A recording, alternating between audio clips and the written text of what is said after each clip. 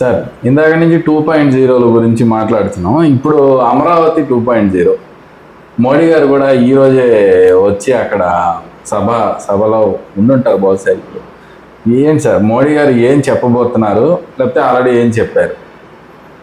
ప్రధాని మోదీ అమరావతి రాజధాని 2.0 దాన్ని పునః ప్రారంభించారు, రీలాంచ్ చేశారు. బహుశా దేశంలో ఏ రాజధానిని 1-2 సార్లు ప్రారంభించడం జరిగి ఉండదు, అది కూడా ప్రధానమంత్రి స్వయంగా. అంటే అంత విధ్వంసం జరిగాక ఇక తప్పదు కదా. అదే విధ్వంసం, విఘాతం ఇవన్నీ ఉన్నాయి అక్కడ. కాబట్టి ఇప్పుడు అమరావతి మళ్ళీ ఎలా ముందుకు పోతుంది, అక్కడ భూముల ధరలు కానీ, రైతుల జీవితము, వ్యవసాయ కార్మికులు, పన్నులు, వీటి కోసం ఆశగా ఎదురు చూస్తున్నారు. సుమారు ఒక 50-60 వేల కోట్ల విలువైన పన్నులు ప్రారంభించారు. కొన్ని వేరేవి కూడా ఈ సమయంలో శంకుస్థాపనలు ఇట్లాంటివి చేశారు. ఆయన వెళ్ళిపోయారు. ఇప్పుడు ఇందాకే 2 గంటలు 2.5 గంటలు కేటాయించారు. మొత్తం ఎస్పీజీ టేక్ ఓవర్ అంతా చాలా భారీగా జరిగింది. 2015లో ఈయనే ప్రారంభించారు. అప్పుడు మట్టి నీళ్లు మాత్రమే తెచ్చారు. ఇప్పుడైనా కానీ ఏమైనా నిధులు ప్రకటిస్తారా, స్పష్టంగా ఏమైనా చెప్తారా అని మాలాంటి వాళ్ళం, నేనైతే క్రిటిక్నే కదా, చెప్తూ వచ్చాము. కానీ ఆయన ప్రసంగం అంతా గమనించాక అదైతే ఏం లేదు. సహాయం చేస్తామని మామూలు భాషలో చెప్పారు. రెండోది, ఇది కళల రాజధాని, ఇది మామూలుగా జరిగేది కాదు, భారతదేశానికే ఇది చాలా ఇదవుతుంది అన్న పద్ధతిలో చాలా, అంటే మామూలు భాషలో ఆయన చాలా అభినందనలు, చాలా ప్రోత్సాహకరంగా మాట్లాడారు. కానీ ఆర్థికంగా, విధానపరంగా మటుకు నిర్దిష్టంగా స్పష్టంగా ఏం చెప్పలేదు. ఇప్పుడు ప్రపంచ బ్యాంకు, తర్వాత వేరే హడ్కో, వీటి ద్వారా అప్పులు అరేంజ్ చేశారు. అప్పులు మేము కడతామని, అది ఎప్పుడు కడతారో కానీ అదొకటి నడుస్తూ ఉంది. ఈరోజు సభను మనం గమనిస్తే భారీ ఏర్పాట్లు, పెద్ద జనసందోహం.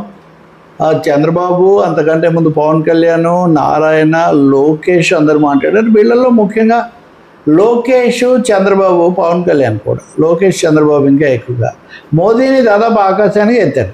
ఒక విధంగా మోదీ, చంద్రబాబు. దేశం ముందుకు పోవాలంటే ఒక నాయకుడు ముఖ్యం. మోదీకి అలాంటి నాయకత్వ పటి ముందే అని చంద్రబాబు అంటే, ఇలా ఆగిపోయిన ఒకదాన్ని మళ్ళీ తీసుకొని రావడం చంద్రబాబుకే సాధ్యమైందని మోదీ అంటాం మనం చూస్తాం. అలాగే ఇంకా లోకేష్ అయితే నమో అనే పదాన్ని కూడా చాలాసార్లు వాడి మోదీని చాలా చేశారు. పవన్ కళ్యాణ్ అక్కడ జరిగిన ఉద్యమం, ఆ సమయంలో జగన్ ప్రభుత్వంలో నిర్బంధం, మహిళా రైతులు, ఇలాంటి అంశాలు ఆయన కూడా చెప్పారు. సో మోదీ అంతిమంగా నొక్కి చెప్పింది ఏంటంటే, అన్నీ సహాయం చేస్తాము, కనెక్టివిటీ అనేది చాలా కీలకం. ఇప్పుడు ఆంధ్రప్రదేశ్ కనెక్టివిటీలో బాగా ముందుంది, మేము ఇంకా కావాలన్నా దీనికి చాలా చేస్తాము అనే ఒక సాధారణ టర్మ్స్ 3 కోరికలు అడుగుతూ వచ్చాం. ఒకటి, నిధులు ఇవ్వాలి అప్పులు కాకుండా. రెండోది, అమరావతి ఏకైక రాజధాని, దీన్ని మార్చకూడదని చట్టబద్ధమైన రక్షణ కల్పించాలి. మూడవది, అమరావతిలో కేంద్ర ప్రభుత్వ సంస్థలు 40 సంస్థలకు భూములు కేటాయించబడి ఉన్నాయి. ఆ జగన్, చంద్రబాబుతో నిమిత్తం లేకుండా మోదీ కట్టగలిగినవి. వాటిని వెంటనే మీరు ప్రారంభించి కడితే కేంద్ర సంస్థలు చాలా ఉద్యోగాలు వస్తాయి, అభివృద్ధి వస్తుంది, కదలిక వస్తుంది. జగన్ ఆపినా వీళ్ళు కట్టుండొచ్చు, నిజానికి కట్ల ఆయన ఆపడం ఒక పెద్ద తప్పు, ఇంక అందులో రెండో అభిప్రాయం ఏం లేదు. అమరావతి మళ్ళీ పునఃప్రారంభం కావడం చాలా సంతోషకరం, దీన్ని అందరు కూడా స్వాగతిస్తారు. అదే సమయం ఆ ఉత్సాహం కూడా అక్కడ కనిపించింది. నిజానికి ఎక్కువ స్పందన మోదీ ప్రసంగానికి అక్కడ వచ్చింది. అంటే ప్రజలు ఆశిస్తున్నారు మోదీ నుంచి, కేంద్రం నుంచి తమకు రావాలని. నేను 2015లో కూడా ఆయన మాట్లాడినప్పుడు చర్చలో ఉన్నాను, నేను ఇక్కడే ఉన్నాను. నన్ను పిలిచారు కూడా, మనిషిని పెట్టి, చంద్రబాబు ఎమ్మెల్సీని కూడా ఎవరినో పంపించారు మా మీడియా ముఖ్యుల దగ్గరికి. వెళ్ళలేదు, మనం మీడియాలో మాట్లాడటమే మనకి ఇది కదా. ఇక్కడ కూర్చొని నేను, వెంకటకృష్ణ, తర్వాత చనిపోయిన మిత్రుడు నరసింహారావు, మేము ఆ రోజు ఉన్నాం.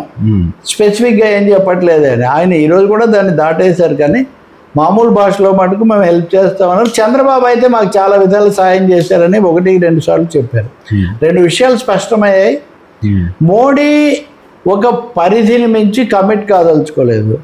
చంద్రబాబు నాయుడు ఎట్టి పరిస్థితుల్లో మోదీని బలపరిచేటటువంటి ప్రక్రియ ఆపదలుచుకోలేదు. దాన్ని బాగా కొనసాగించి, మీరు ఆశ్చర్యపోతారు, జూన్ 21న తాను వస్తానని మోదీ ముందే ప్రకటించారు. అంటే ప్రధానమంత్రి మోదీ రావటం అంటే చాలా ఎదురు చూస్తుంటారు కదా.